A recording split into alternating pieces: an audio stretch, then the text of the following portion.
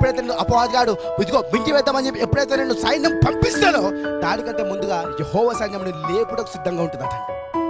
ఎందుకో తెలుసా? ఈరోజు దేవుడు సెలవిస్తున్నాడు, ఈరోజు నువ్వు పడే వ్యక్తివి కాదు, పడగొట్టే వ్యక్తివి అండి. హల్లెలూయా. నువ్వు పడే వ్యక్తివి కాదు, అపవాదిని పడగొట్టే వ్యక్తివి. ఈరోజు దేవుడికి సహాయం దయచేయబోతున్నాడు. ఈ ప్రార్థన జరుగుతుందో లేదో నాకైతే తెలియదు, కానీ ఆయన కృప నీ మీదకి వస్తే మాత్రము అసాధారణమైన కార్యాలు జరుగుతాయండి.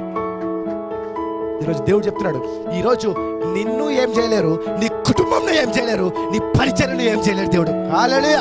అపవాదిగాడు నీ పక్షంన ఎన్ని పన్నాగములు పడినాడో వాడు నీ యొక్క వెంట్రుకను కూడా ఏం చేయలేడు. అభిషేకం ఎప్పుడైతే నీ లోపలికి పోతుందో నీ యొక్క మాట విధానం మారిపోతుందండి. అందుకే ఈరోజు దేవుడు తెలుస్తున్నాడు, ఈ వాక్యము ద్వారా నీ సామర్థ్యం దేవుడు మార్చబోతున్నాడు.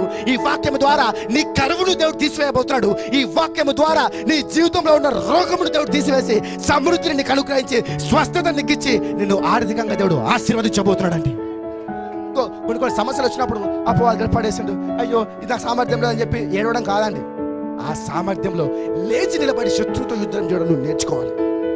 ఈరోజు నీకు సమస్యలు వచ్చినాయేమో, ఈరోజు నీకు ఇబ్బందులు వచ్చినాయేమో, ఈరోజు నీకు ఇదిగో నీకు ఇంకా వివాహం జరగట్లేదేమో, ఈరోజు నీకు ఇంకా ఇదిగో నీకు రావాల్సిన ఉద్యోగం రావట్లేదేమో, ఇంకా నీ యొక్క ఇదిగో మాటను ఎవరు వినట్లేదేమో అని దేవుడు సెలవిస్తున్నాడు. ఒక్క అద్భుతం చాలండి, సమస్తం నీ పాదముల కిందికి రాబోతున్నది.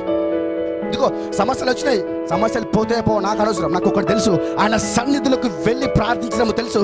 ఇదిగో నేను ఆయన సన్నిధులకి శ్రమ ద్వారా వెళ్తాను, కానీ బయటికి వచ్చేటప్పుడు ఆశీర్వాదంతో బయటకు వస్తాను. హల్లెలూయా.